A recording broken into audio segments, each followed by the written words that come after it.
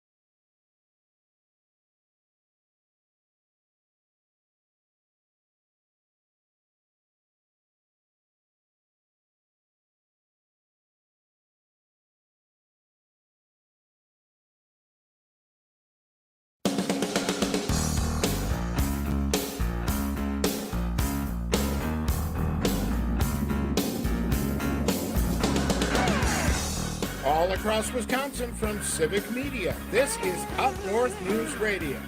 Now, live from our Lake Wissota studio, here's the founding editor of Up North News, Pat Kreitlow. Wisconsin, good morning. It's 6:06 on this Monday morning, October 14th, 2024. 22 days away from Election Day, and another beautiful morning to have you here up north, live from Lake Wissota, from wherever you're listening across the Civic Media Radio Network or on the Civic Media app, and by podcast or watching us on social media. Thanks for starting your day right here. I got a question for you. How are you feeling about the Packers now? I followed some of the game, had a long drive yesterday, saw the highlights, looking good. A big victory over Arizona, dominating for large swaths of it.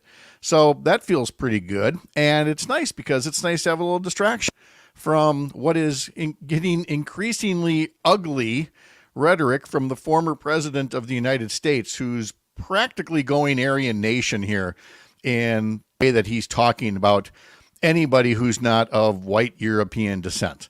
We'll talk a little bit about the presidential campaign trail here this hour. And then in our second hour, we have a couple of guests from the group Veterans for Responsible Leadership, representing veterans all across the country. We'll talk to one who's raising money to put up billboards across Wisconsin, imploring fellow veterans and others not to support former President Trump as being too dangerous and unfit to lead. So we'll have those guests coming up at around 7:30. Up North News reporter Selena Heller will join us as well with one of the stories that she is working on to get the week started. There are folks who may not be working today, or things might seem a little slower. This is Indigenous Peoples Day. It is the holiday that was once known more as Columbus Day. We talked to Tricia Zunker on Thursday about the proper evolution of the holiday, and again, holding in higher regard our Indigenous neighbors and friends, and really appreciating contributions to the culture, their resiliency, and the opportunities that they so rightly deserve here in this country on this Indigenous Peoples holiday. Along the way, if you'd like to join us, 855-75-CIVIC, 855-752-4842. You can, of course, as always, use the Civic Media app. You can text your questions or comments. You can even call us from the Civic Media app. If you're watching on one of our Facebook or YouTube pages, then by all means, feel free to leave a question or comment in the comment section. Our email address is radio@upnorthnewswi.com. And one comment already on the way in from Facebook is from our friend Roger in Stevens Point, saying all four teams in the NFC North could potentially make the playoffs. They're all looking strong right now. Meanwhile, in Texas, Jerry is still thinking about changing the locks on Mike McCarthy's office. And the thing about Mike McCarthy, it's more the thing about Jerry Jones, the owners. They always say, oh, he's so loyal. He never fires anybody mid-season. And if ever there were going to be an exception to the rule after the way the Dallas Cowboys were humiliated on national TV last night, maybe this is the week. I don't know. For that, let's go to expert sports commentator and NFL guru Greg Bach, standing by in downtown Waukesha with more about that. Greg, of all your many inside sources around the league, what do you know about the status of head coach Mike McCarthy at the Dallas Cowboys? Give us the inside scoop. Well, as far as I know, I've been reporting here from Dallas for some time now, a total of 4 to 8 seconds. Mike McCarthy is still trying to figure out what he could do in the 5th and 6th quarter of the game, as people are trying to explain to them, sir, the game is over. You lost 47-9 to the Detroit Lions. Yeah. Oh my gosh. Oh, it's just humiliating. But that's Dallas' problem, not our problem. How'd the Jets do? Did they suck as well? I did not. I don't know. I did not look. Didn't pay a lot of attention. Like I said, I had the long drive in after doing shows Thursday and Friday in Michigan, and making the drive back yesterday. And let me say again, Chicago is one of the great American cities. I had a wonderful time there during the Democratic National Convention. But if you got to drive through it on your way to anywhere, and you do, especially during road construction season, how folks there do that every day, I just don't know. But I mean, we've been in worse, but every trip is just a reminder that boy, could we use a great passenger rail network or what in this country? I mean, we have a great one that links Illinois and Wisconsin if it just went a little bit further. If we just actually had, that kind of leadership to do it, which we had some time back, and then some guy screwed it up. Thanks again, Scott Walker. How was your weekend? It was good. We had shows at the Tap. It was fun. Steve Gillespie was a good time. And then yesterday I had my first day off in nearly 2 weeks, like full day off, nothing to do. How was it? It was good. I sat around. We watched a movie, watched the Killers game, which was terrible with Dave Bautista. It was just awful. But you couldn't stop watching it. Did you actually relax, or were you like, oh, I'm relaxing, but there should be something work-related that I'm doing, or were you really able to unplug? Well, on Sundays, I have to do a little bit of work anyways for both Matt and Aaron as well as the club. So but I only like an hour for that. Mm-hmm. Especially a day like yesterday where I just wanted to do nothing, but ran some errands too. Ran to the grocery store, picked up some groceries, and ran to the hardware store to get something. But I was really on the couch most of the day, which was great. And then Bridget was like, I'm gonna make some nachos, and then she made nachos with steak fries. So it was amazing. Yeah, amazing. And then I went to bed fat and happy. Mm-hmm. So it was a good day, but I'm tired and like another day off. But that reminds me of and it's time for Pat's story of what's called super nachos. And we have a dear I'm friend. Listening. we have a dear friend that we met during Sherry's residency in the Twin Cities, from the Philia, and a delightful person, and she's still a lifelong friend to this day. But we'll never forget the first time she invited us over to her place during residency, and she said, "I'm going to make you my famous super nachos," and all they were was ground beef and cheese, on tortilla chips. Okay. But something just tasted off about it, and we couldn't figure out what, but we ate them. That's all fine. And I think it was the second time that we kind of looked around the corner and realized she adds a little bit of brown sugar to the meat. I've never heard of that before.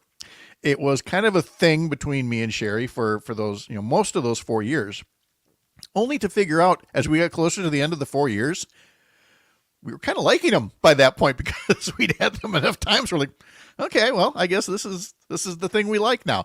Don't get me wrong. We have never added brown sugar to our nachos, since that time. And I just wondered if anybody else did. And I certainly don't hear you jumping in going, oh yeah, that's the best. That's the secret ingredient for nachos. Cause I don't think it is.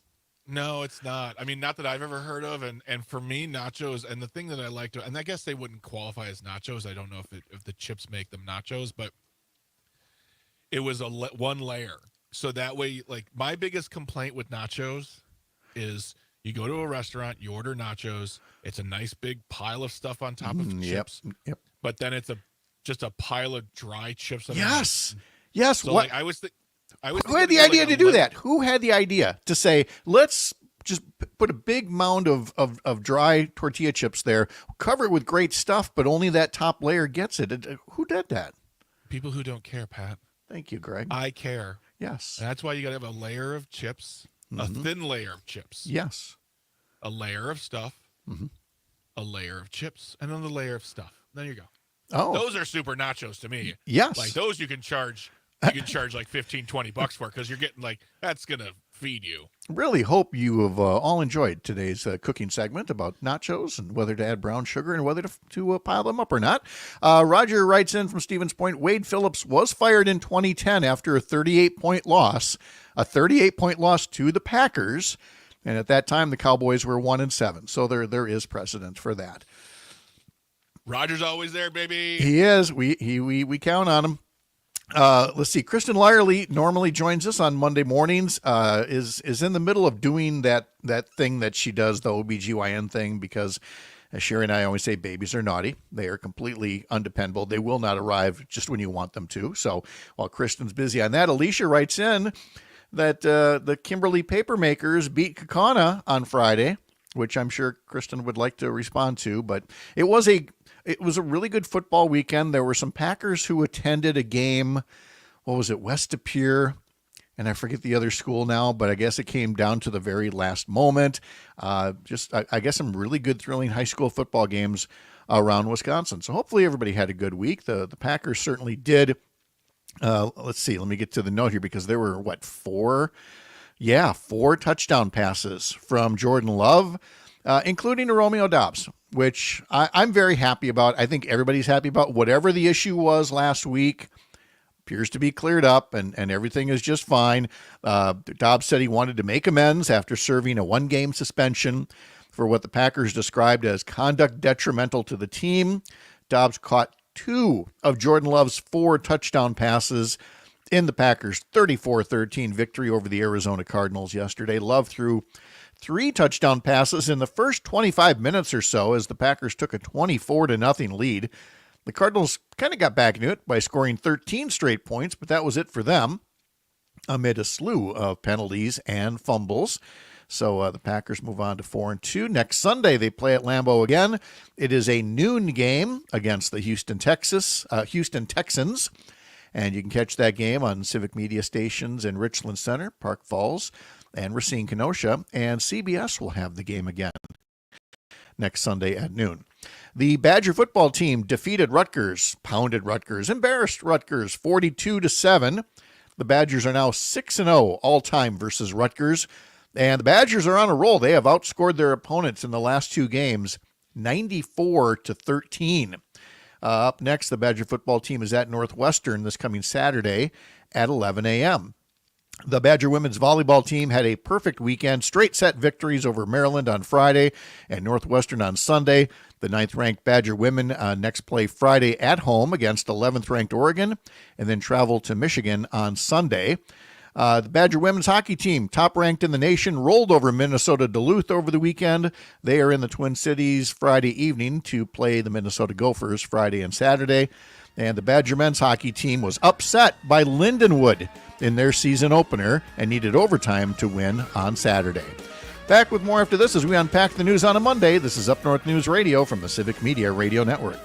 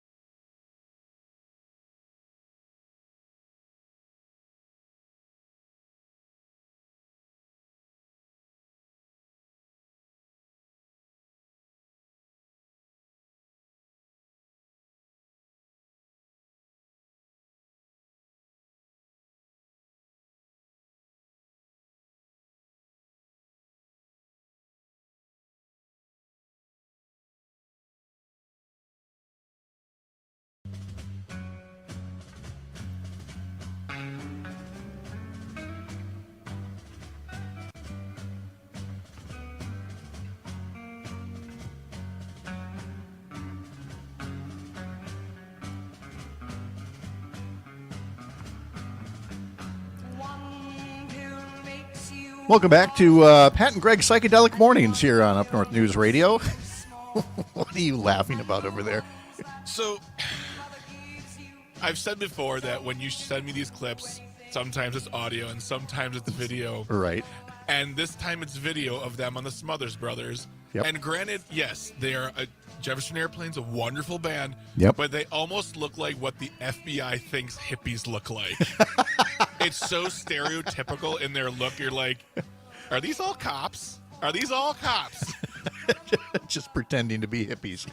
We'll tell you why Grace Slick is in today's history lesson coming up in just a few moments here on Up North News Radio. Let's see. First, I want to tell you about coming up on the program here. I mean, we are filled up. We've got, folks from Veterans for Responsible Leadership coming up in our second hour. Tomorrow, we talk to Ambassador Miriam Sapiro, former U.S. Trade Representative. She is part of a group of hundreds of national security officials, retired now, but who have endorsed Kamala Harris and are speaking out against not letting Donald Trump anywhere near the Oval Office again. Also tomorrow, Yiling Zhang, candidate for the 85th Assembly District.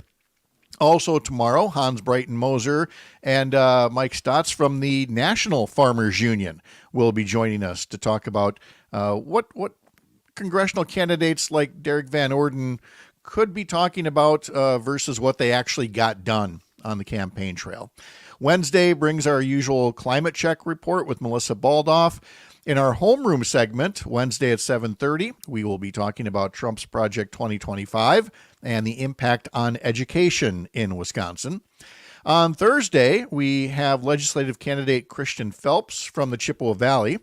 And in our Women Win Wisconsin segment, powered by Motherhood for Good, our guest this time is a political newcomer, somebody named Tammy Baldwin. United States Senator Tammy Baldwin will be our guest on Thursday morning. Part of our Women Win Wisconsin segment powered by Motherhood for Good.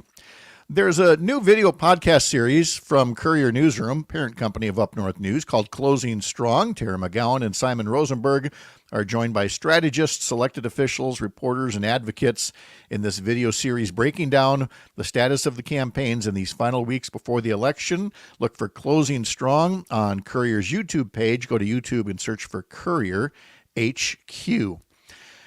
All right, it's not just busy here on this program. It is busy all across Wisconsin. We learned yesterday that Vice President Kamala Harris is coming back Thursday and hitting 3 different cities on Thursday: Milwaukee, La Crosse, and Green Bay.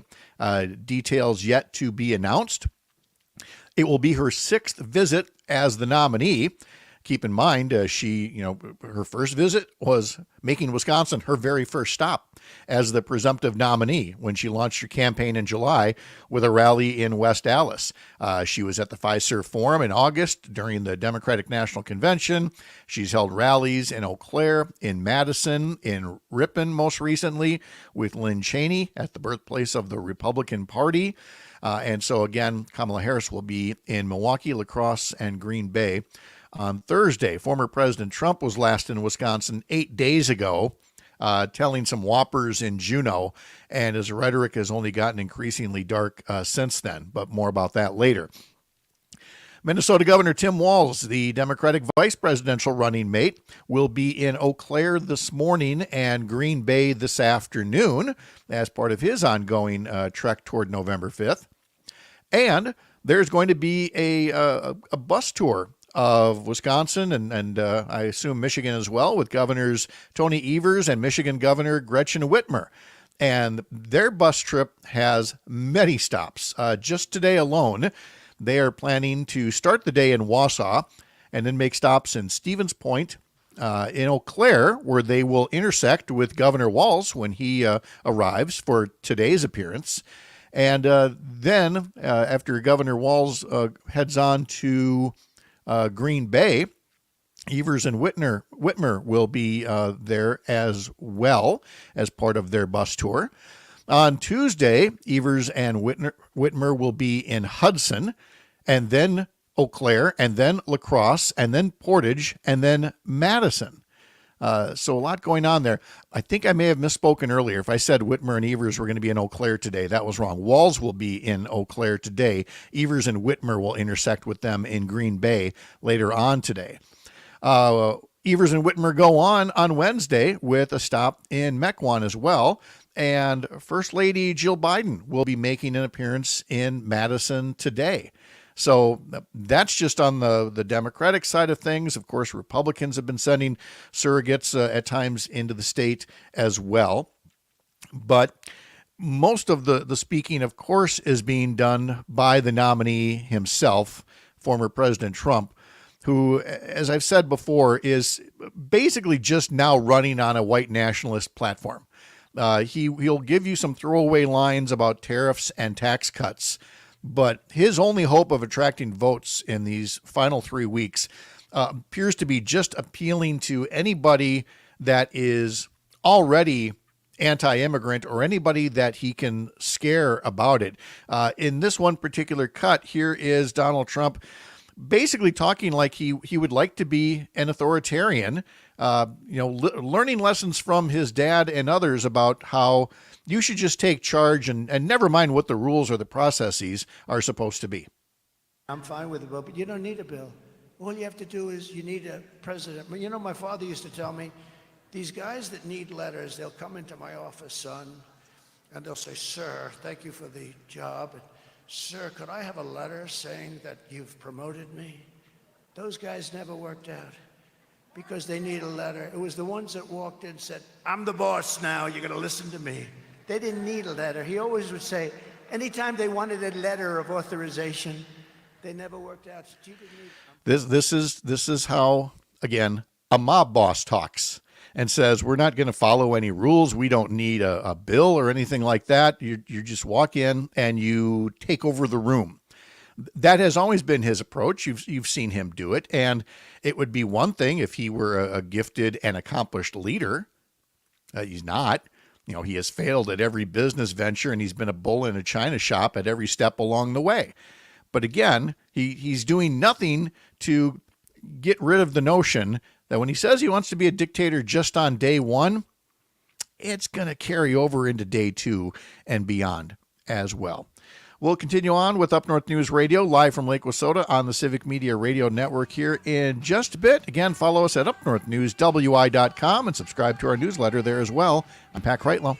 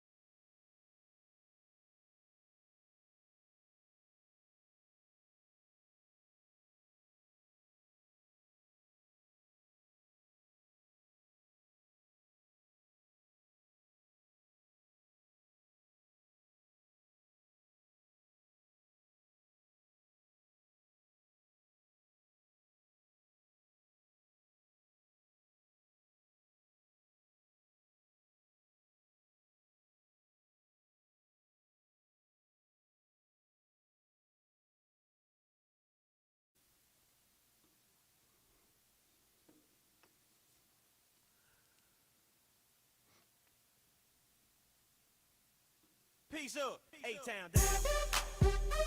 Yeah,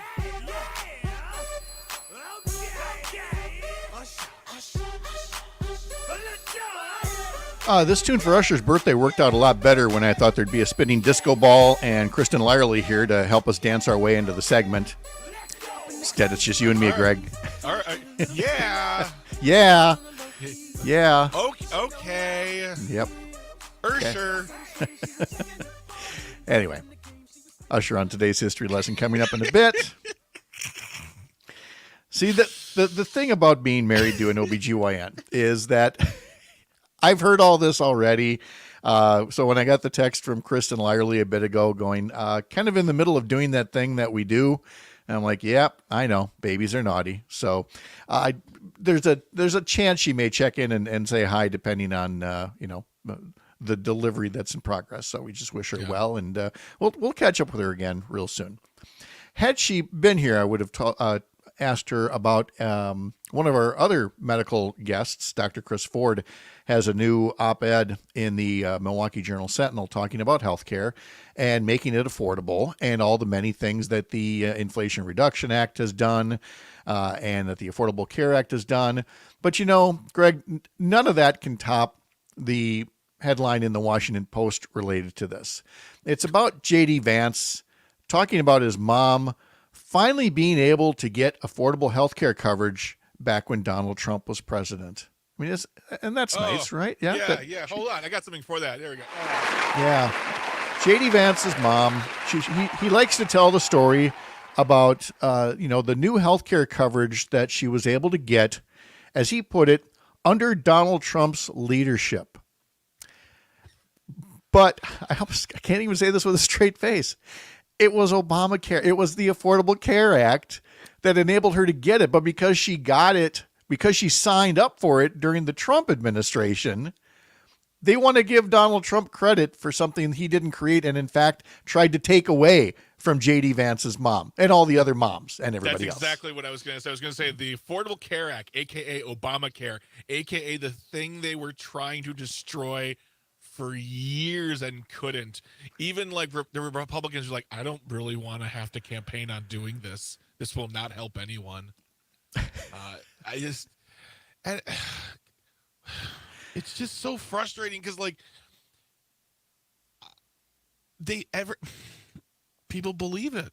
Yes, they do. Under Donald Trump, yes, Donald Trump got us better health care. No, he did not. If I say that, you're wrong. You're a liar. Right. Yes, because he'll say, like Vance says, he says his family members were on Medicaid, which is the government's health insurance program for lower income Americans, and said that they were able to get private insurance between 2017 and 2021 when Trump was president. But the private insurance they're talking about was only made possible by the marketplace created by the Affordable Care Act, so that these insurance plans were now, affordable. And so she was able to overcome substance abuse challenges, become financially stable. Subsequently, she was at some point making too much money to remain on Medicaid. And that's a good thing, that you're doing better in life. So you can have a better job. But now you need health insurance. And if your workplace doesn't offer it, well, then you lose your Medicaid, which is what I know a lot of people talk about is, that they won't ask for a raise because they don't want to lose their health care. Well, how about if we make it possible that they can get the raise and still afford health care?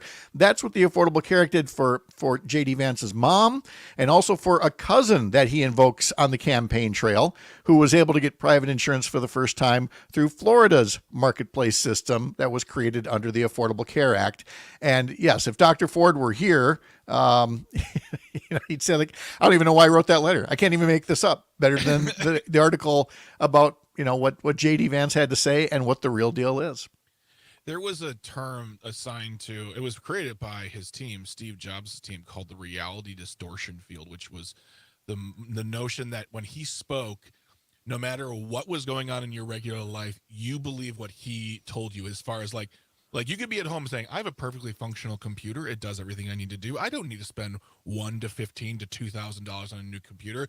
But when he spoke, you would go get online and buy a new computer because he convinced you that you needed that piece of hardware.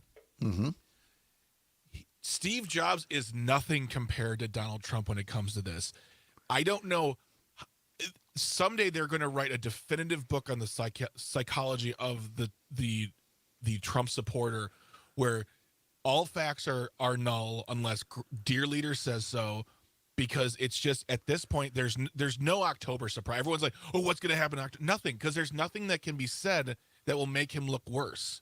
Right. We have documented evidence on video, paper, audio, all these things, and it never does anything. And people will just, as soon as I say, well, he said this, he didn't say that.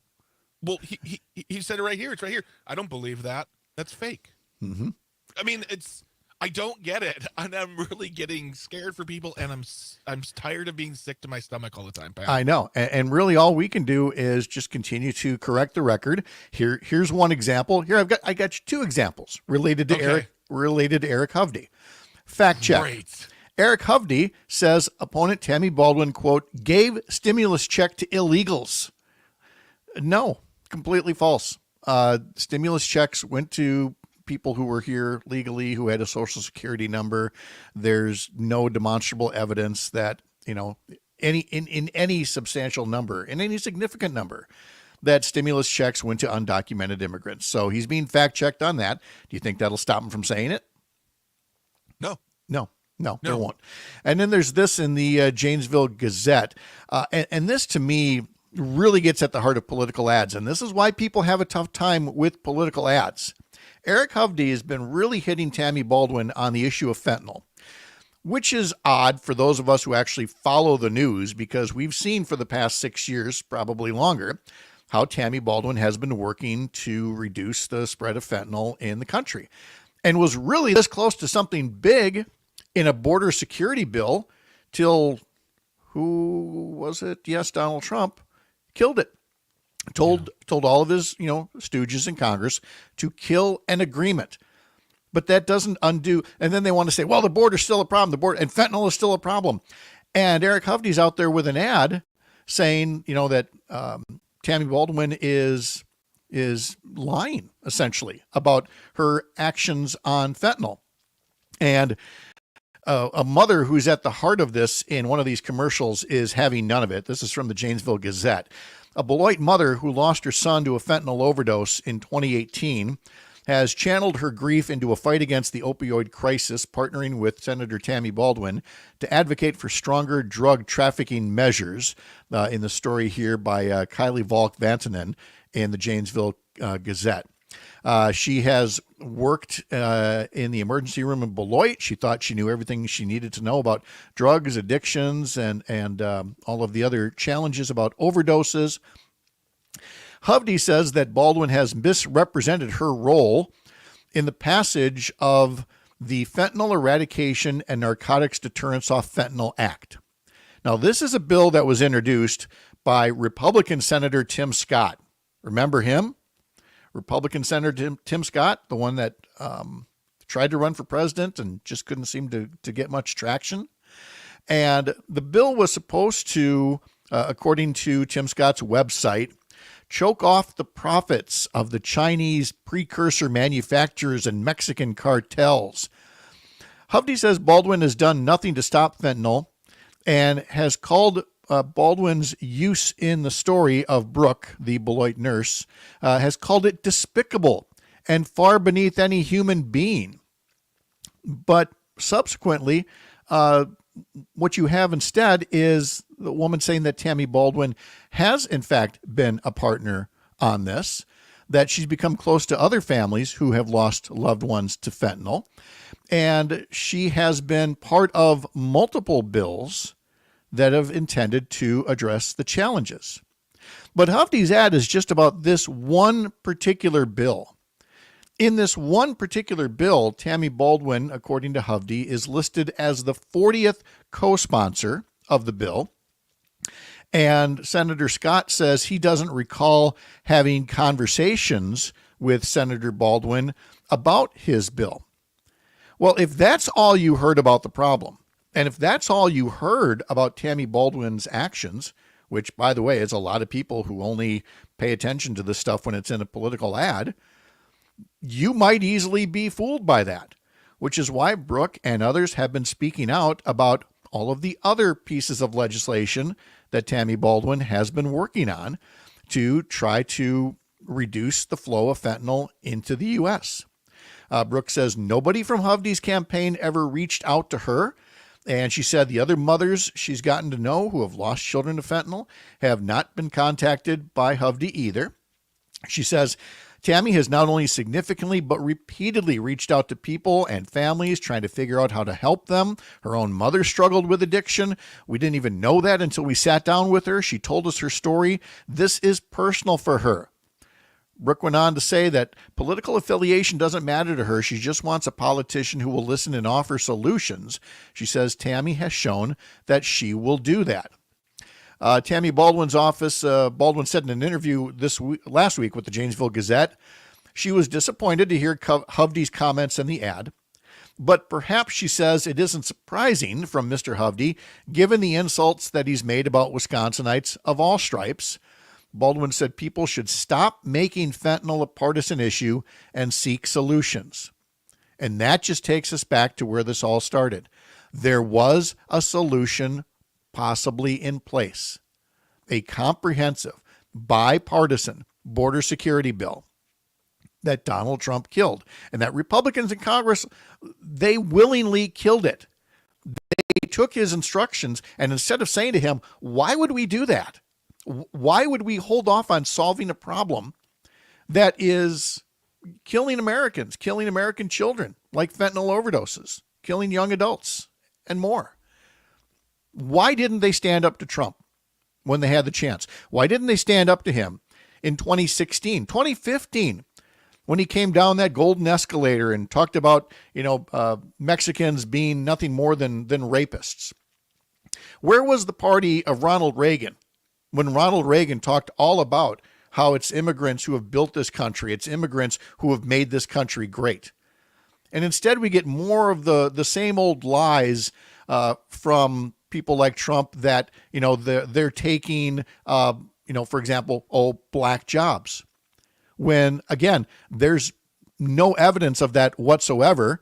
Article here from NBC News, talking to people who study the issue, talking to employers who point out that a lot of the jobs that immigrants and migrants are taking are the blue-collar jobs, the manufacturing jobs, the agricultural jobs that most Americans don't want to do. And the people that they are replacing, if anything, are people who are retiring now. We have people retiring like never before in this country because that's what the baby boom is doing. Baby boomers are retiring. Gen X is rapidly approaching retirement. And the generations behind aren't in nearly those numbers. And so to harvest those crops, to engage in the manufacturing, to engage in the house cleaning, to engage in all of the potential work that is out there, we're going to need immigration reform like crazy.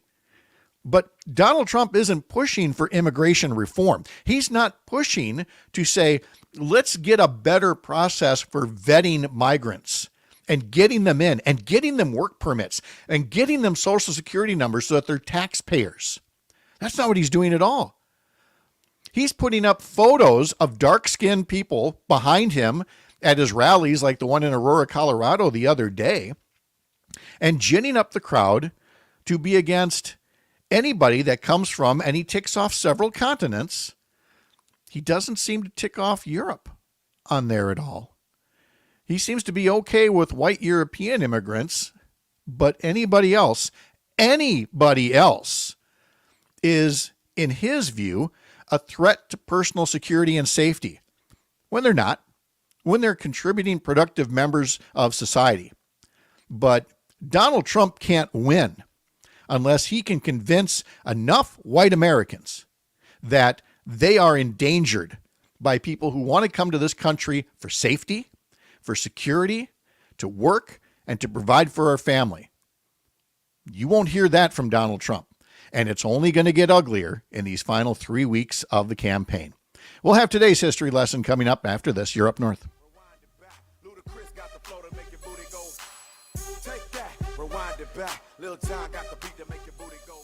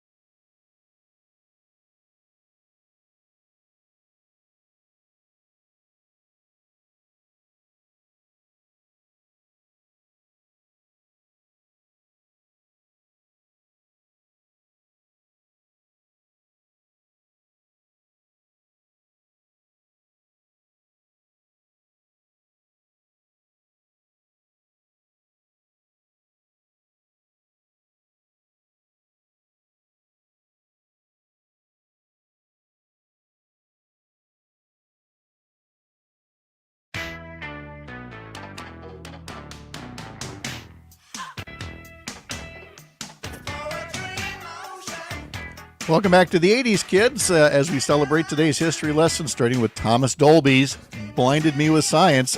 Born Thomas Morgan Robertson in London, Thomas Dolby is 66 years old today. Quintessential 80s music right there.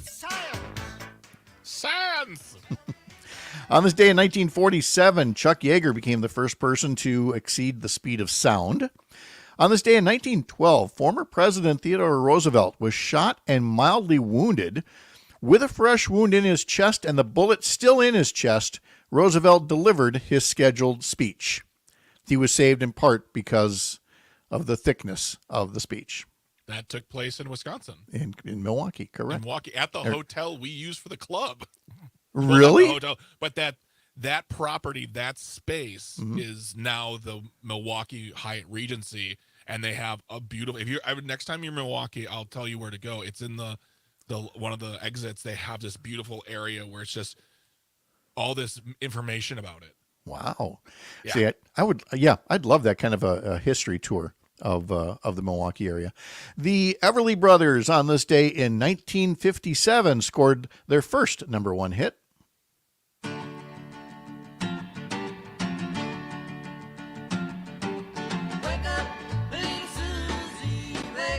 On this day in 1964, Martin Luther King Jr. received the Nobel Peace Prize for combating racial inequality through nonviolence.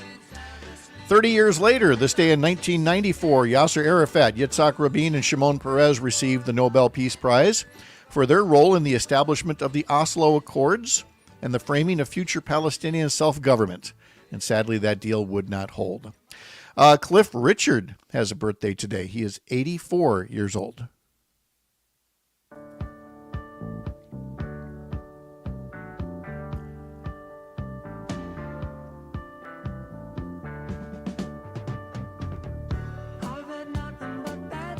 Cliff Richard born Harold Roger Webb. So Harold Webb is 84 today. Watergate figure John Dean is 86 today. Moody Blues frontman Justin Hayward is 78. Sports commentator Stephen A. Smith is 57. Speaking of Devil Woman, that track from Cliff Richard, Grace Slick, we heard from her earlier, made her first stage appearance with Jefferson Airplane at their Fillmore West gig in San Francisco on this day in 1966. On this day in 1967, after 15 weeks at number one, the Beatles' Sgt. Pepper's Lonely Hearts Club Band is knocked out of the top spot by Bobby Gentry's Ode to Billy Joel. I mentioned that Usher is, I didn't do the math. Usher is, carry the two, 46 years old today. The number one song this day in 1972, and hang on the other side, folks, first story, was by Michael Jackson.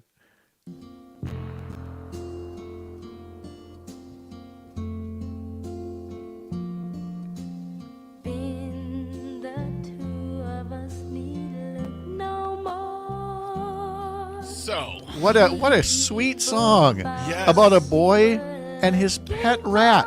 Yes. And that in my 6 decades on this earth is all I've really known about this wonderfully sweet song until Greg Bach came along and ruined it all for me by telling me where the song is actually from. It's the title song from a movie called Ben. Yeah. Ben is the sequel to Willard. Okay. Willard and Ben are both horror films about rat infestations. Willard was remade about 20 years ago starring Crispin Glover. Crispin Glover played Marty McFly's father in Back to the Future. Michael Jackson saw Back to the Future, and that's how it all connects. But yeah, that's it's real. a horror movie. This is from a horror movie. Yes, 100% is the theme from a horror film called Ben. About a rat infestation. Yeah. Well, I'll never hear that song again the same. Thanks so much. You're welcome. Singer Karen White is 59 years old today. George Floyd should have been 51 years old today, was murdered back in 2020. Let's see. The Steve Bartman incident took place at Wrigley Field in Chicago. Do you remember that? Bartman, the young man that caught the foul ball or interfered with the foul ball? Yeah. Wow. Yeah. That guy. Good work, Steve. Yeah, exactly. Natalie Maines of the Chicks turns the big 5-0 today. Do yourself a favor. listen to the first Natalie Maines Chicks album. Born in Lubbock, Texas, Natalie Maines. Now, she was born this day in 1974. That same night was the Country Music Association Awards, and people were worried about the sanctity of country music when a foreigner won for Female Vocalist of the Year. That foreigner was Olivia Newton-John, and they were worried that country music was imperiled at that point. They were upset that John Denver won. They're a bunch of snowflakes, those CMA Nothing people. but snowflakes. Ugh. On this day in 2006, opening for Rascal Flatts at Madison Square Garden, Eric Church went a little off kilter, stayed on stage past his allotted time, played a little Crazy Train. He was kicked off the Rascal Flatts tour and replaced by a talented newcomer named Taylor Swift. Never heard of him. You never know when opportunity is going to pop up. Cyndi Lauper released her first solo album this day in 1983. You probably heard some tunes off of it.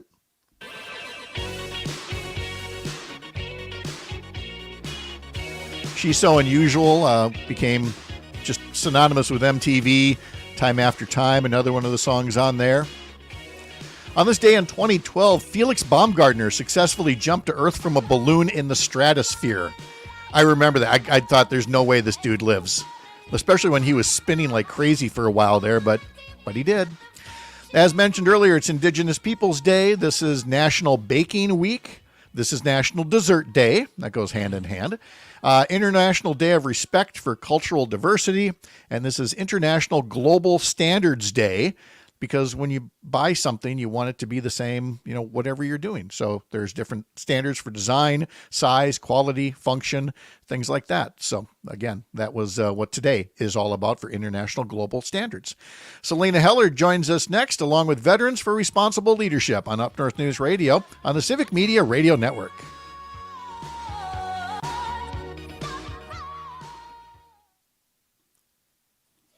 There you are.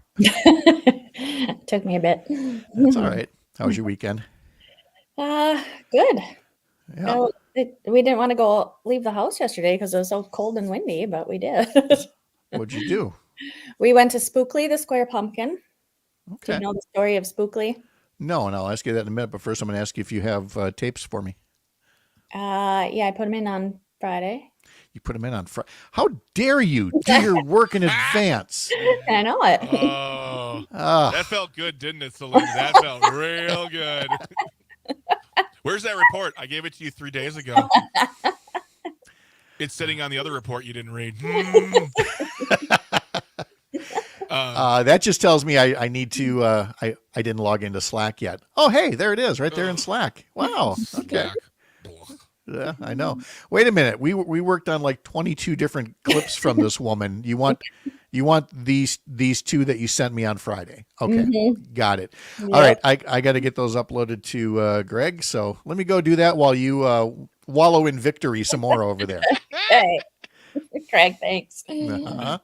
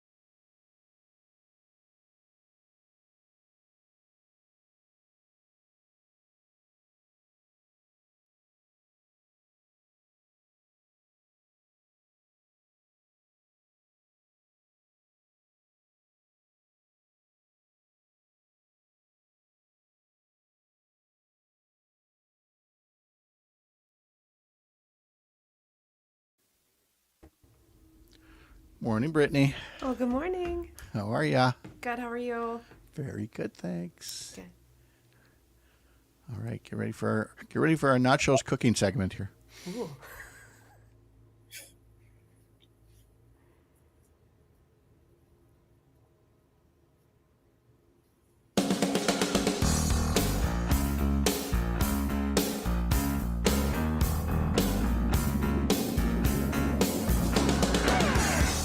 All across Wisconsin from Civic Media, this is Up North News Radio.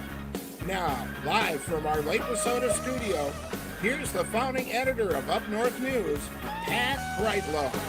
Unabashedly Wisconsin news, as we like to call it. 7:06 now on this Monday morning, October 14th, 22 days until Election Day. Welcome back to Up North News Radio, brought to you by Courier Newsroom, carried by our friends on the Civic Media Radio Network. Coming up this hour, we will talk to members of the group Veterans for Responsible Leadership. People who have served our country know the importance of having a president who is elected by the people and respects democratic norms. And we'll talk to them in just a few minutes. Selena Heller, Up North News reporter, joins us, as does meteorologist Brittany Merlot and Greg Bach. And one of y'all's got a speaker turned up too loud because something's chirping back at me over here. I regret to inform you by way of Greg first, because we talked about it earlier about nachos and things. I am finding that a whole lot of recipes. Oh, and this was a tip from our text line from Jules. Jules texted in, listener to WXCO. She says, I always add brown sugar to my ground beef for sloppy joes. And yeah, there's all kinds of sloppy joe recipes I'm discovering that have, along with your ground beef, they have brown sugar, Worcestershire sauce, mustard, tomato sauce, ketchup, garlic powder, onion powder. All right. I'm hungry now. Thanks. I know, Seriously. but the brown sugar in the ground beef for nachos, that was a new one on me. Brittany, how do you plead when it comes to doctoring your ground beef for nachos or sloppy joes? Oh, goodness. Well, I'm pretty basic, but I will try anything. That sounds delicious. I usually do chicken, so that's just me. Okay. Selena, brown sugar in the ground beef? No, Okay. I don't like stuff. I don't like barbecue sauce. I just like, Whoa. yeah. Wait a minute. Really? We're just stuff. anti-stuff. I like it. What is that? Wait, no, I'm sorry. What does that mean, Selena? You don't like stuff like barbecue? Like, do you just eat a hot dog plain? Well, a little ketchup, but like in, pulled pork or pulled beef, just pork, no barbecue sauce, stuff like that. All right, I gotta go. Yeah, okay, I know. Let's just turn to Brittany now with the weather here. Selena will be back with some actual news stories coming up in a bit. Greg's gone. Yeah, he just left the studio. Brittany, how was your weekend? Oh, gosh, it was fantastic. I went out hiking the Ice Age Trail. They've got this Nice. new challenge going on, so I decided, why not? I'm going to do it. See if I can do 44 miles this month. And I started halfway through the month, so I've got a long ways to go. So Holy I was cow. walking. I was walking a lot. It's a heck of a time to pick up on a challenge there. I may or may not be able to do it, but, it gets me out there. It's a okay. reason to go. All right. Yeah. I was very impressed with the rain on Saturday afternoon into the evening. It seemed like it was almost training for a while between Madison and Milwaukee. Like it just did not stop. And then it reached us in Southwest Michigan, where I was for the weekend. Again, just wave after wave of heavy rain. I come back up here to Chippewa Falls and the rain gauge is practically empty. Yeah, stark difference. I mean, Yeah. flights were delayed out of Milwaukee on Saturday because of some Yes. storms. We saw the grapple coming out of there, which is small little pieces of what look like hail, but it's so cold up in the upper atmosphere that it's falling as that. And we have that chance again today. So those winds are still going to be whipping off the lake, still producing some scattered showers and storms, mainly staying far, far north for the beginning part of today. So a lot of sunshine central and south. But those showers and storms could definitely make their way throughout the entire state, especially this afternoon and after 4 o'clock. So more rain chances, storms potentially. None should be severe. Don't worry about that. But again, we are looking at anywhere from 1/4 of an inch to, if you get under a storm that's staying there, maybe about 1 inch of rain or so, which we do need. And highs today only in the low 50s. And tomorrow, we drop to the upper 40s to low 50s. So still sticking in those cooler temperatures. And I think the entire state is going to see a hard freeze by tomorrow night. That was very apparent in a run into the grocery store when I got back to town last night and came out, and it faces north. So I got that full force of the north wind, as you're heading to your car. Yeah. You're like, okay, summer's over. This is proof. It is not coming back. Let's see. From Tigerton, good morning, Rob says, where it's partly cloudy and 38 degrees. Got 0.3 of an inch of rain yesterday. The first measurable rain since September 22nd. We played Cliff Richard earlier, and he said he had a top 10 song around Christmas time, 1979. It's so funny how we don't talk anymore. Heard that song on the radio while going to church. He made lasagna for supper on Saturday. He said he did pretty good as he's trying to learn how to cook. And he says the best morning team on radio and social media, Pat, Greg, and Brittany. So there you go. Did he put brown sugar in his lasagna, though? Huh? Did you, Robert? You don't answer that. You don't have to answer that. Yeah, that's okay. Also, Mary Wanta writes in on Ben. She said she loved the movie, but boy, do I hate rats. But that Ben is a classic. So there you go. I knew nothing about this movie beforehand. But look at the box of the movie. It's horrifying. Okay.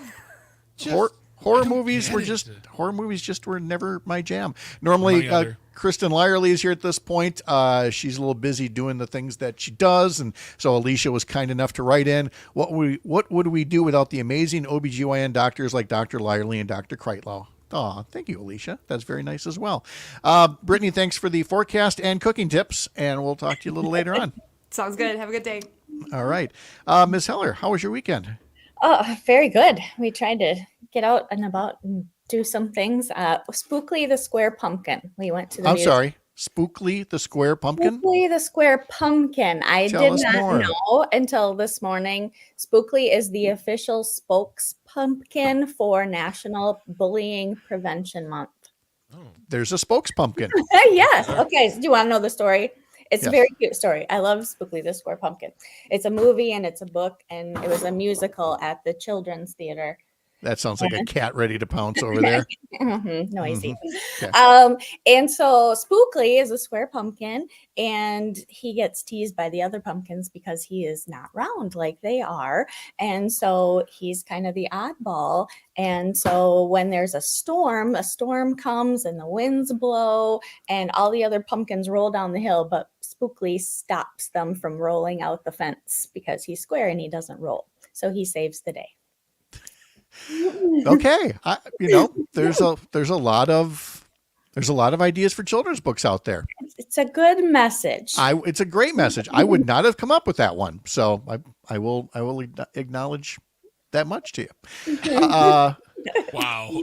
Yeah. That really caught me off guard, like a square pumpkin and it blocks the hole in the fence. Okay. Good deal. He saves them. That's right. It's an anti-bullying message. Stick to the script here, Kreitlow. Okay. Coming up later on the show this hour, we have Veterans for Responsible Leadership. And then on Tuesday, we have a special guest, former U.S. Trade Representative Ambassador Marian Sapiro, part of the group National Security Leaders for America. Because hundreds, right around 1,000 different retired national security officials have signed a letter endorsing Vice President Kamala Harris and speaking out against the dangers of putting Donald Trump back into the Oval Office. Also tomorrow, Yi-Ling Zhang, who is a candidate in the 85th Assembly District around the Wausau area, will talk to Hans Breitenmoser and a guest from the National Farmers Union tomorrow as well. On Wednesday, our homeroom segment includes a segment on the impact of Trump's Project 2025 on education. On Thursday, Assembly candidate Christian Phelps from the Chippewa Valley and Senator Tammy Baldwin is part of our Women Win Wisconsin segment powered by Motherhood for Good. That, again, is Thursday. She'll be on right around 7:30 or so here on Up North News Radio. It is a very busy week in terms of candidates who are coming into Wisconsin. Vice President Harris will be in Milwaukee, La Crosse, and Green Bay on Thursday. Tim Walz will be in Eau Claire this morning, Green Bay this afternoon, and Governor Tony Evers and Michigan Governor Gretchen Whitmer are going to be holding a bus tour throughout the next 3 days. They'll be hitting Wausau, Stevens Point, Green Bay, Hudson, Eau Claire, La Crosse, Portage, Madison, and Mequon. Jill Biden will be in Madison today. And Selena, you're going to be part of Governor Walz's visit to the Chippewa Valley today, I understand.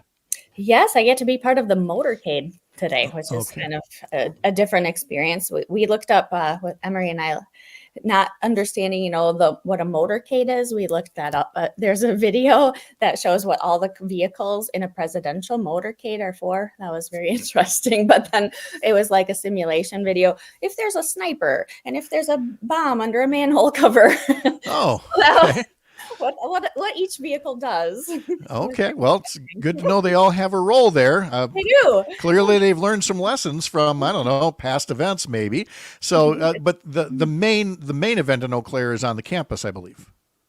Is that where the governor's going to be? Okay. Yes. They will be speaking about young people voting. That's the topic. That's it. Okay. All right. So we'll be learning much more about that. And Selena's working on stories about voting basics, and also answering some questions about voting, like, are there really cases of dead people voting? And what do you do about people who are incapacitated? Can you play a role if you feel like somebody is not in a position to vote? And so we'll hear from those folks after the break. Who was it that you talked to over at Eau Claire City Hall? Rebecca Drager. She was deputy city clerk. Okay. And all right. We want to talk about that now. I'm going to talk about it right after we do a little sports and a commercial here, and hear more about that from Rebecca. So thanks for that. At 7:17, we'll cover a little sports here. Of course, the Green Bay Packers were winners over the Arizona Cardinals. Romeo Doubs wanted to make amends after serving a 1-game suspension for what the Packers described as conduct detrimental to the team. Doubs caught 2 of Jordan Love's 4 touchdown passes in the Packers' 34-13 victory over the Arizona Cardinals. They are next playing at Lambeau Field Sunday at noon against the Houston Texans. And you can see that game, or hear that game rather, on WRCO in Richland Center, WCQM in Park Falls, and WRJN in Racine, Kenosha. The Badger football team had no problem with Rutgers, 42-7 on Saturday. The Badgers are now 6-0 all-time against Rutgers. Over the past 2 games, the Badgers have outscored their opponents 94-13. The Badgers are in Chicagoland to play Northwestern this coming Saturday at 11 a.m., and that game will be on stations in Amory, Wisconsin Rapids, Racine, Kenosha, and Richland Center. Head to civicmedia.us to learn more about that.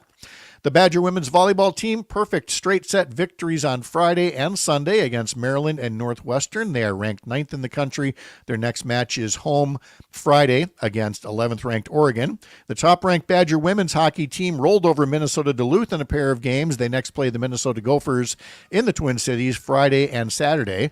And the Badger men's hockey team was upset in their season opener by Lindenwood and won in overtime on Saturday. Back with more after this on Up North News Radio. You're Up North.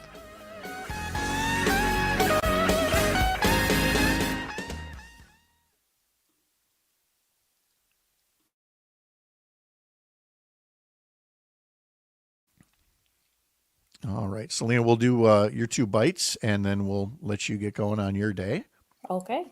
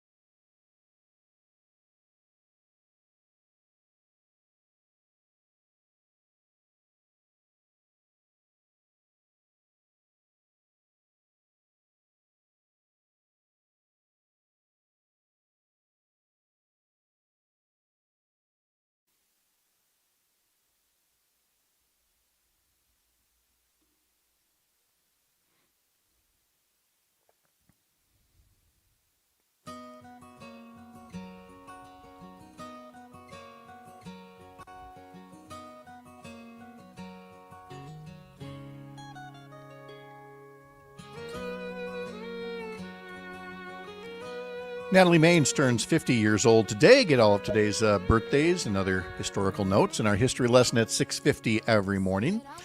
If you'd like some more information on the election, have we got places for you? There's Dan Schaefer's 2024 voter guide over at civicmedia.us.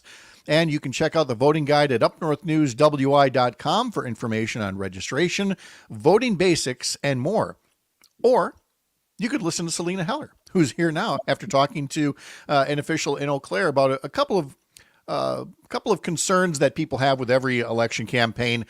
Selena, let's deal with competency and voters who are no longer with us. But let's start with what she had to say about folks who are, getting older. They might have dementia or confused or whatever, and where the responsibility lies with allowing them to vote. Well, you would think a family member, well, I'm sure family members get involved, right? Like, oh no, maybe you shouldn't vote, or, you're not thinking quite regularly. So, it's not a family member responsibility. It's not a friend. It's not a guardian even. It's left up to the court. So everybody has the right to vote is a fundamental right of every American citizen, with the exception of legal competency and the grounds for removing the right to vote from another person as a qualified person. So this is what Rebecca Drager, the former Eau Claire Deputy City Clerk, had to say about that. We do get a lot of questions about competency, and so this is normally with family members calling in saying that a parent or an aunt or an uncle or somebody might be in a care facility and they think that their mental capacity is diminishing, and that they shouldn't have a right to vote. It's actually not the law. We have to leave it up to the voter. If the voter wants to vote, whether maybe their mental capacity is diminishing or not, they still have a right to vote if they're registered and they tell us that they want to. The only way that they don't have a right to vote is if they were adjudicated incompetent by the court itself. Those are also things that we're notified of via WisVote from the state as well, and we're made aware of those almost immediately. We send out letters, we then deactivate the voter's profile also, so that we make sure that they don't end up on any lists like that where they are able to vote. But family members with power of attorney and things like that think that if they say that that capacity is diminishing in their eyes, it's ultimately not up to them by state statutes, and our SVDs are trained to follow the protocols appropriately to allow any voter to be able to vote unless they meet that adjudicated incompetent note by the court system. And I would add as an editorial comment that there are plenty of adult children who don't like the way their parents might be voting and want to play a role in that as well. It is up to the voter or a court, or there is a process in place. Now, Selena, about the legendary dead voters out there. I'm reminded of the movie Splash, Tom Hanks, Daryl Hannah from way back when. I think it was in that movie that there was a character who every day she'd get the obituary page and she'd read it, and then she'd go into her phone book and she'd scratch the number out because she wanted her phone book to always be up to date. It's not quite like that at City Hall, but there is a process. Well, they do look at obits, actually. Yes. For one of the things, so it's just funny. But no, so election officials continually remove deceased voters from the voter roll. So whether that be, they're just comparing information every day from things like death records, the Social Security Administration, and Wisconsin Department of Health Services, just to make sure all voter registration statuses are up to date. So every single day, they're all comparing all information across the state. And this is what Rebecca Drager, the former Eau Claire Deputy City Clerk, has to say about what they do particularly. Deceased voters, if they were already registered, we actually here, every municipality is going to be a little bit different, but here in Eau Claire, one of my office staff members, when they're here, they go through every single day, they go through all of the obits that are there, death notices, and then they also check all of the funeral home websites in our immediate area to look for anybody that has since passed away, and then we double check our WisVote system to see if they were registered in our municipality. If they were, we print out their obit and we will deactivate their voter file digitally so that it can no longer be viewed. Like if somebody went to My Vote, they won't be able to type the information in and pull up a voter record at that point. That information does stay in WisVote, but then we also pull their like physical registration, and that stuff is checked every day. So if somebody does die, like they voted absentee and they pass away right before election day, we'll go through and we'll pull that absentee ballot out, make note on it so that it can be rejected appropriately due to them having passed away. So there you go. Accountability and transparency and a lot of other good information. So look for Selena's stories on Up North News about that. Selena, thank you very much. Appreciate it. Thank you. Have a great day. Yeah, have a good time in the motorcade there. And we'll look forward to your coverage from Governor Walz's visit as well. Before we turn to our guests at Veterans for Responsible Leadership, we've got a couple of quotes from Vice President Kamala Harris to pass along. In this first one, and we'll play the second one after the break. It's just a story about transparency. And again, we've just talked about voter transparency and the transparency in City Hall. What about from our presidential candidates? That is sorely lacking from Donald Trump. And he's not, but here's the thing, North Carolina, and he's not being transparent with the voters. He's not being transparent. So check this out. He refuses to release his medical records. I've done it. Every other presidential candidate in modern era has done it. He is unwilling to do a 60 Minutes interview. Like every other major party candidate has done for more than half a century. He is unwilling to meet for a second debate.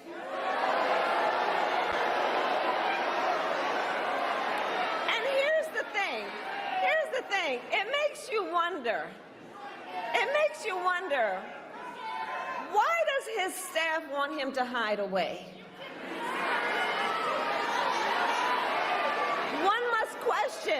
One must question, are they afraid that people will see that he is too weak and unstable to lead America?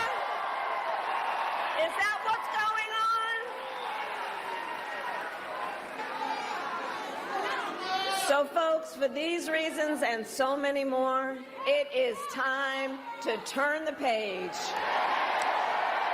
And we will talk more about that with our guests from Veterans for Responsible Leadership right after this. You're Up North.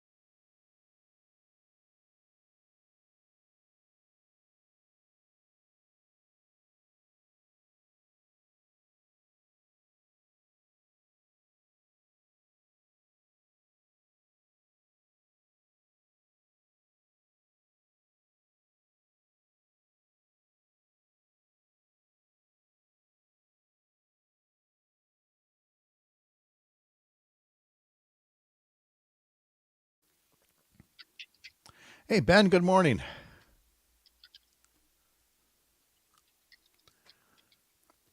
Are you hearing me, Ben? Good morning.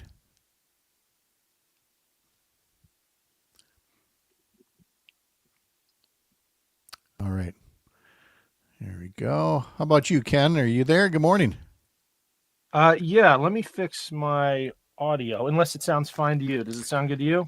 Nope, it sounds good to me. Okay. Yeah.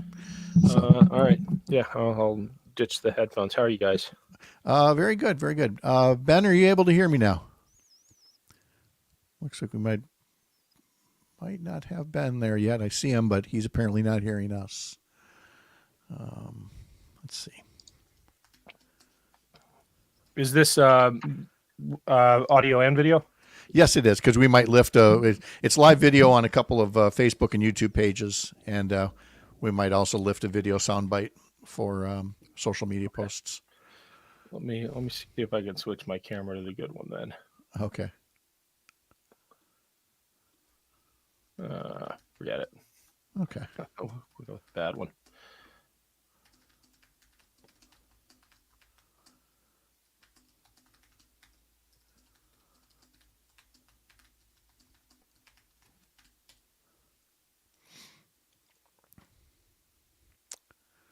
All right. We will be going in just a little over a minute here.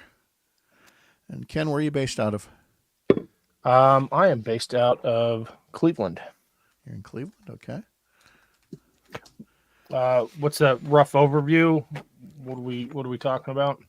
The organization mostly, it was brought to our attention about Ben raising funds to put up the billboards. So we'll talk about that. What motivated him? I'm on, guys. Apologies for the delay. There we go. Hi, Ben. How you doing? Great. Good morning. Right. Having a fantastic Monday after an excellent Packers win yesterday. I was at the game. So. Perfect. Okay. Where are you based out of, Ben? Where are you right now? So I live physically in Deerfield, Illinois. Okay. Settled here after business school, after I left active duty military. Okay. After 35 years of Wisconsin residency, I crossed into the dark side. So. Okay. Gotcha. All right. We'll get going in 20 seconds here.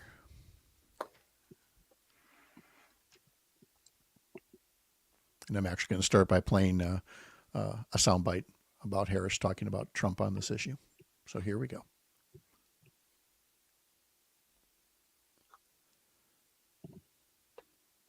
2 days past 18, he was waiting for the bus in his army green. Before we turn to our guests from Veterans for Responsible Leadership, I wanted to play one more cut from Vice President Harris over the weekend.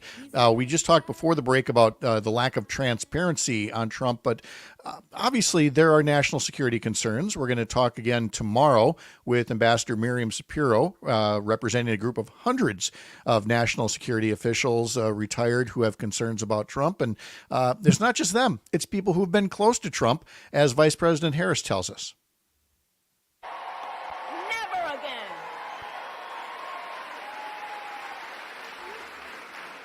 And the people who know him best know it. His former national security advisor, 2 of his former defense secretaries, his former chief of staff in the White House, his own vice president, have all warned America Donald Trump is unfit to serve.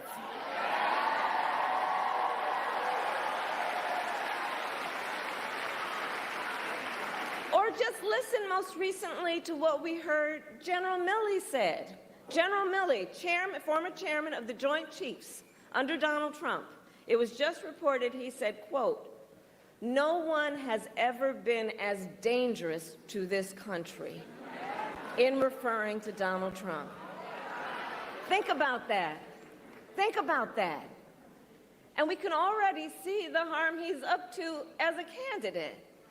Most recently, spreading disinformation in the wake of natural disasters. Blocking real solutions that would stop drug cartels from crossing the border when he tried to kill and did that border security deal. Because you see, Donald Trump cares more about scaring people, creating fear, running on a problem, instead of what real leaders do, which is to participate in fixing problems. To that end, let me introduce our guest now from Veterans for Responsible Leadership. Ben Dowell, longtime Wisconsin resident, now joins us from Illinois. He organized Unfit to Lead, a rural billboard campaign around Wisconsin. He served as an engineer officer in the U.S. Army for 10 years in a variety of leadership roles, including combat deployments to Iraq and Afghanistan. Ben Dowell, good morning to you. Thanks for being here. Good morning, Pat. Appreciate you having me. And Ken Harbaugh joins us from Cleveland, a former Navy pilot and mission commander who has helped lead several nationally recognized veterans organizations, is an outspoken advocate for fellow veterans with writings that have appeared in the New York Times, The Atlantic, The Hill, and more. He hosts the history podcast Warriors in Their Own Words and the award-winning podcast and YouTube series Burn the Boats. Ken Harbaugh, good morning to you. Thanks for having me, Pat. It's our pleasure. Thank you very much, gentlemen, for your service, which continues to this day, perhaps not in ways that you might have been able to foresee back in the day. Ben Dowell, let's talk about the rural billboard campaign, and then we'll get into the group itself with Ken. But tell us about your own motivation. As I end up saying to everybody, from candidates to volunteers to advocates, you don't have to be doing this. You could live a very quiet life right now, but you decided not just speak up, but speak up and act. Why is that? And then let's talk about the actions you've been doing.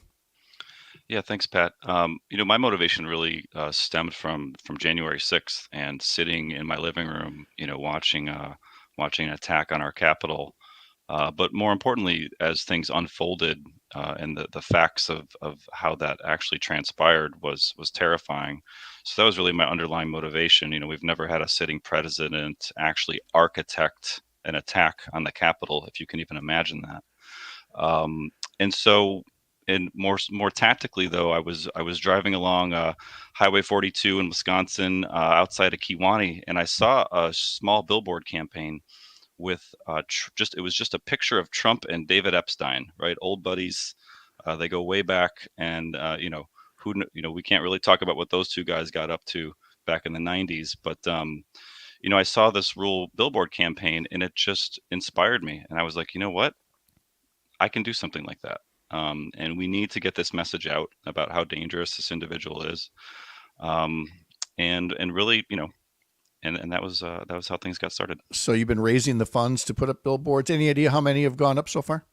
So we've got 3 boards up across 3 states. Mm-hmm. We've got the one outside of Abbotsford, Wisconsin, between Chippewa Falls and Wausau, and then we've got one in the UP, and then we've got one in Georgia outside of Marietta on I-75.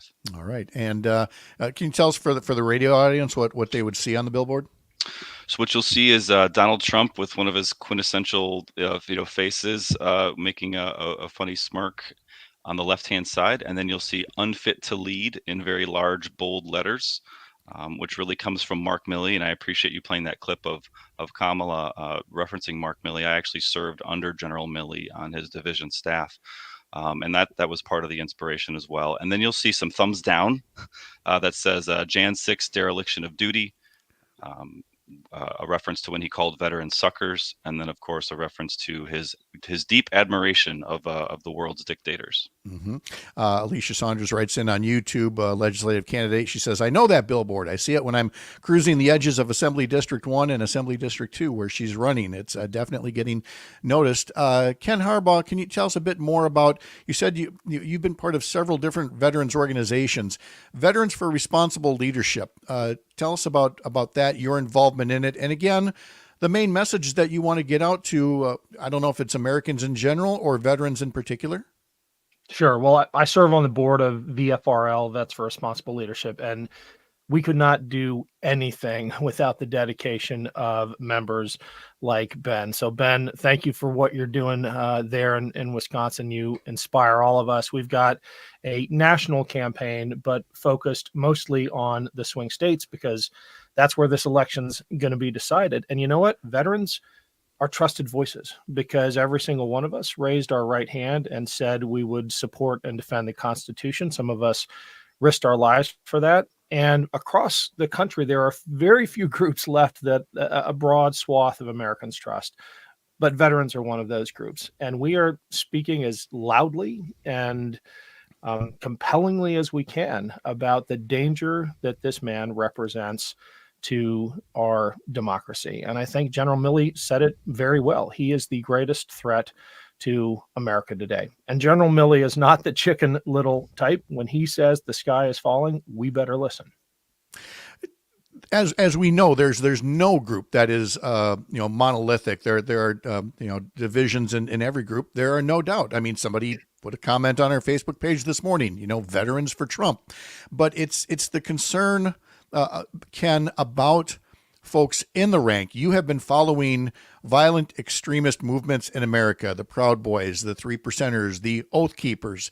And, there is a concern with both veterans and active duty members of the armed forces who, if not engaged actively in violent extremist movements, could be sympathetic to them. Is that a fair way to put it? Well, there is a massive disinformation campaign underway targeting veterans. I mean, it's targeting the American public, broadly speaking, but veterans are a particular target of regimes like Vladimir Putin's. I just got back from Ukraine. I've seen on the ground what Vladimir Putin will do to a country when he is told, do whatever the hell you want. That's not a paraphrase. That's what Donald Trump told Vladimir Putin he could do in Ukraine. They are spending billions of dollars targeting Americans and veterans in particular with this disinformation. I mean, there are leading podcasters on the far right who are literally taking dollars directly from the Kremlin to spread lies about the American political system, about the security of our elections. So it's no surprise to me that veterans often fall prey to that.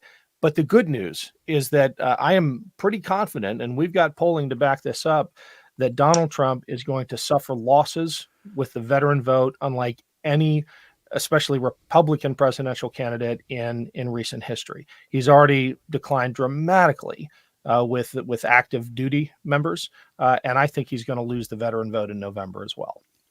Ben, what's your own impression of the veterans in your community, the folks that you talk to as you're working on this billboard campaign? I think it's fair to say that Donald Trump has lost a lot of the support that he had. But what I've consistently said is that he's also attracting new support from people who've never voted because they've never seen somebody who jives with their values until Donald Trump came along. And that's depressing, but it's also concerning. What is it that you're hearing in your neck of the woods? That's a great question. I definitely hear a mixture of things. I have seen that. I do have a friend who is a veteran and who really hasn't participated in voting too much, and all of the talk is attracting him to vote. But I'm definitely seeing people with repeating some of these things in terms of the disinformation campaign. And what's happening is that they're just being overwhelmed with so much information. The faults and the violations that Trump has committed are just so deep and so voluminous that people lose track of what's true and what's not true. And it's just a perfect smokescreen, for a master con man, which I think people underestimate Trump. And then the other side, I hear people saying things like, "Oh, well, he's a buffoon," he doesn't know what he's doing. But that's absolutely not true. He's a master communicator and master manipulator, and we need to recognize that. But those are some of the things I've heard. And then I definitely hear things just, plain common sense. When you see an attack on your Capitol, I hear folks saying like, we take an oath to the Constitution, and some of the veterans will say things like, when you violate your oath of office, that means something, and we need to take note of that, and we need to take that into consideration when we go to the polls. Ben also has a really good opinion column up on our website, UpNorthNews.wi.com, that I highly recommend reading as well. Ben, if folks have heard this and they are interested in supporting what you're doing with the billboard campaign, I know time's running short here, so what would you advise them to do in terms of either actions they can take for the campaign or actions they can take on their own? Sure. For the campaign, I would say, check out the VFRL.org. I'll say it again, VFRL.org. That's the organization that we're here representing. You can donate to that organization directly. We are a nonpartisan PAC. and that we're pushing hard before Election Day. And other than that, I would just say get in a dialogue with people who you're talking to. Get in a dialogue about what are ethics, what do ethical leaders look and feel and act like and sound like, um, and what does it mean to uphold an oath, and more importantly, what does it mean when you've shown a propensity to violate that oath. Yeah. Ken, looking forward again to these final 22 days of the campaign. What are your own recommendations for people to be able to do just a little bit more than what they're doing right now if they've been motivated by the words you and Ben have been sharing today?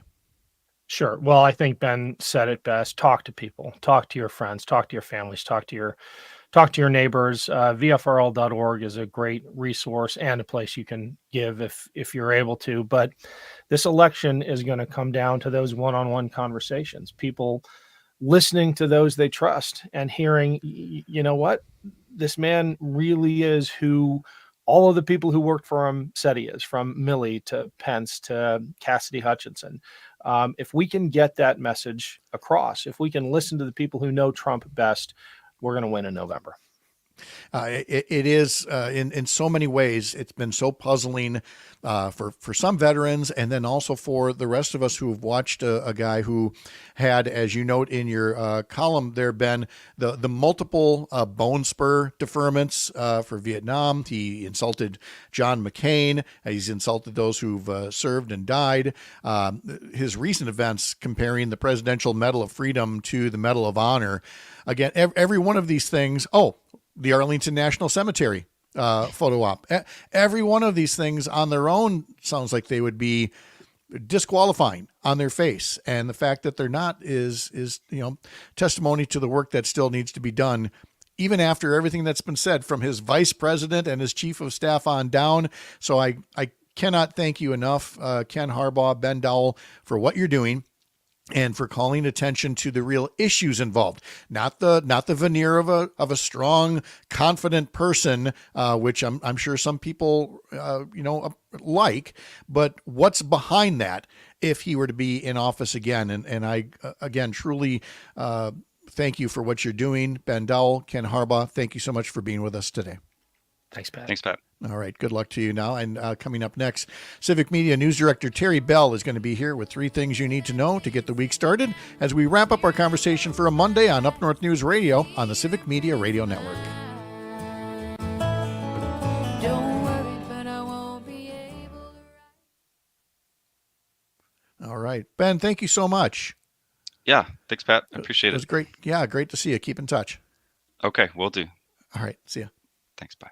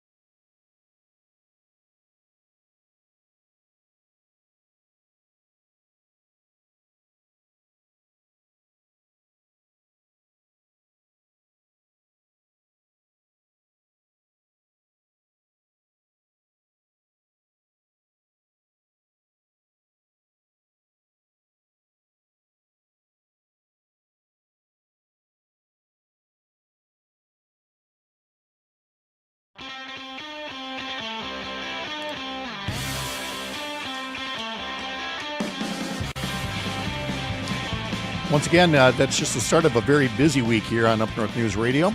Tomorrow, Ambassador Miriam Shapiro, a former national trade representative. She's also worked throughout the U.S. government, serving her country in a variety of roles, and she is part of National Security Leaders for America. We will hear from her around 6:30 tomorrow morning.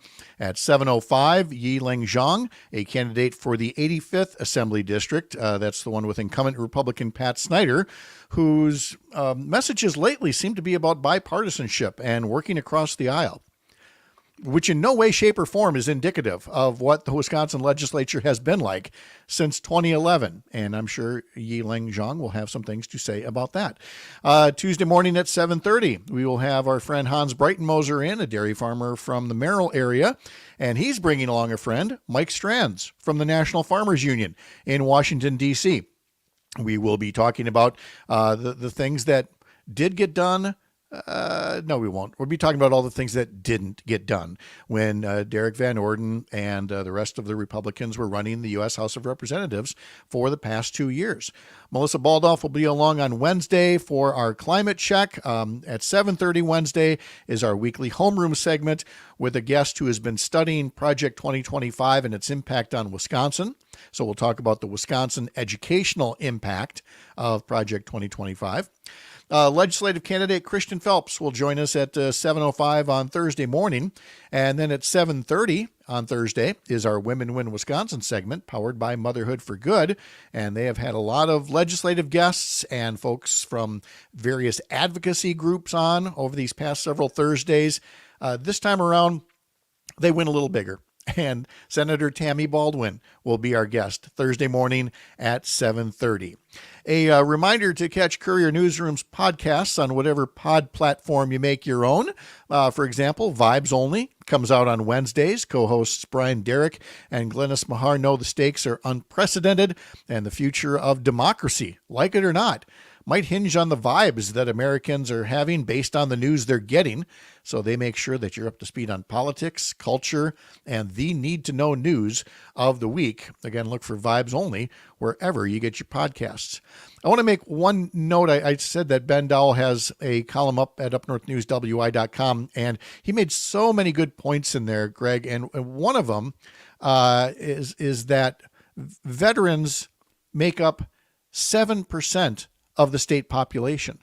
And so they are a powerful force at the polls. Now, again, they're not going to, all speak with one voice, but I'm sure there's plenty of veterans who just don't vote. They might be, they served, but they look at the political climate out there and say, well, no, I'm not going to. And, maybe a column like that, maybe a guest appearance like that is the thing that will motivate them to show up and vote on November 5th.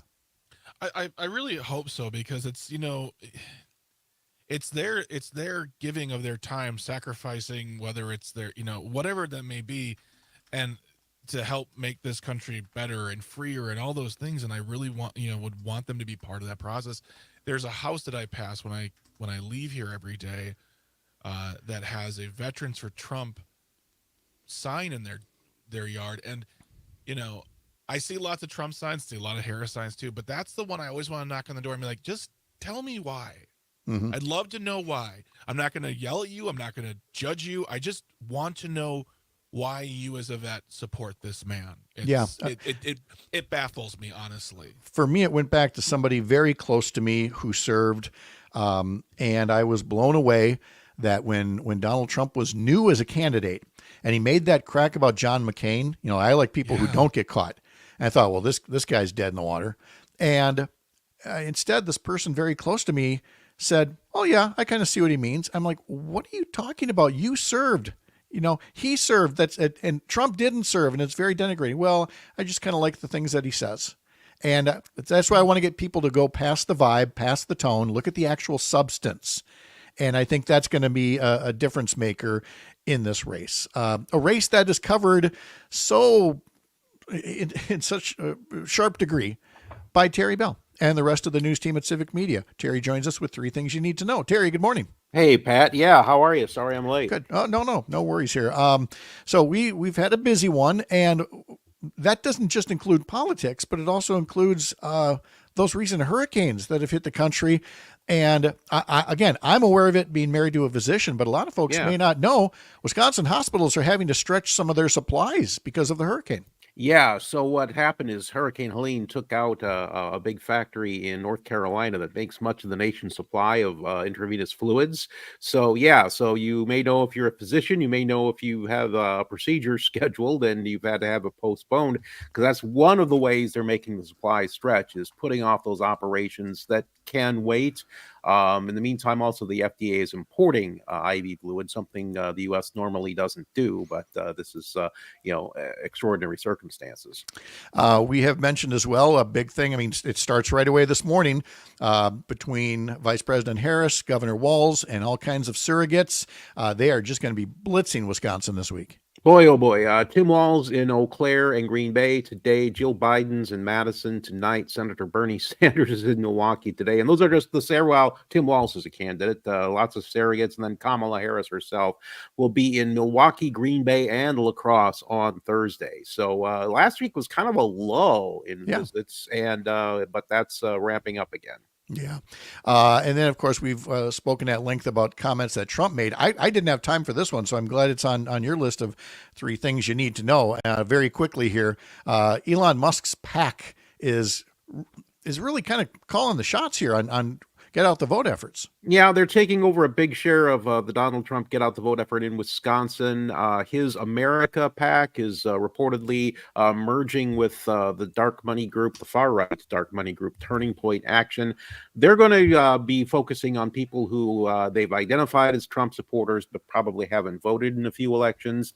And Elon Musk and Donald Trump coordinating in ways, their efforts. Yeah, that I would say are questionably legal.